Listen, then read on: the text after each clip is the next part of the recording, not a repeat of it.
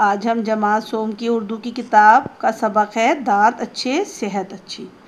इसकी मश्की एक हम दोहराई कर रहे हैं। इसमें है मंदरजा झैल जुमलों में ख़त कशीदा कवायद दुरुस्त करके लिखिए। यानी इस जुमले के अंदर जो कवायद है वो गलत है, ठीक है। उसमें जो भी होगा आपको दुरुस्त करके लिखना पड़ेगा। जैसे इस जुमले में है उसने मुझसे मदद मांगा। अब ख़त कशीदा लफ्ज़ क्या है? मांगा। इसका मतलब है कि ये लफ्ज़ गलत है। जो सही लफ्ज़ है आपको जुमले के लिहाज से उसको लिखना है। उसने मुझसे मदद मांगा, ये गलत है। सही जुमला क्या होगा? उसने मुझसे मदद मांगी, ठीक है।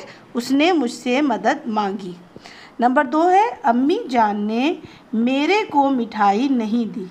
इसमें ख़त कशीदा लफ्ज़ क्या है? मेरे। इसका मतलब है ये गलत है। आपने यहाँ पर सही जो लफ्ज़ आएगा वो आपने लिख के जुमले को मुकम्मल करना है। अम्मी जान ने मुझको या मुझे मिठाई नहीं दी। मुझ यहाँ को लिखा हुआ है तो यहाँ पर मुझ आएगा। अम्मी जान ने मुझको मिठाई नहीं दी, ठीक है। नंबर 3 है लकड़हारे ने दरख्त काटी। अब ये काटी जो है ये कवायद की गलती है। यहाँ पर जुमले के लिहाज क्या आएगा?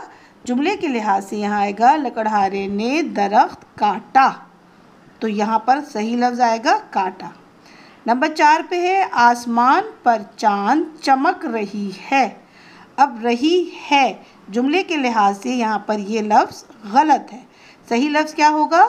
आसमान पर चांद चमक रहा है।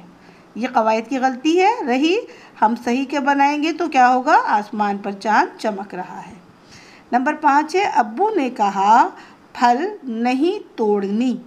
ये ख़त कशीदा लफ्ज़ है। इसका मतलब है कि ये लफ्ज़ गलत है।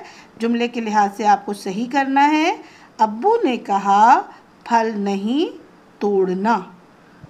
इस तरीके से हम कवायद की जो है दुरुस्त करके हमने जुमलों को इस तरह से बनाना है।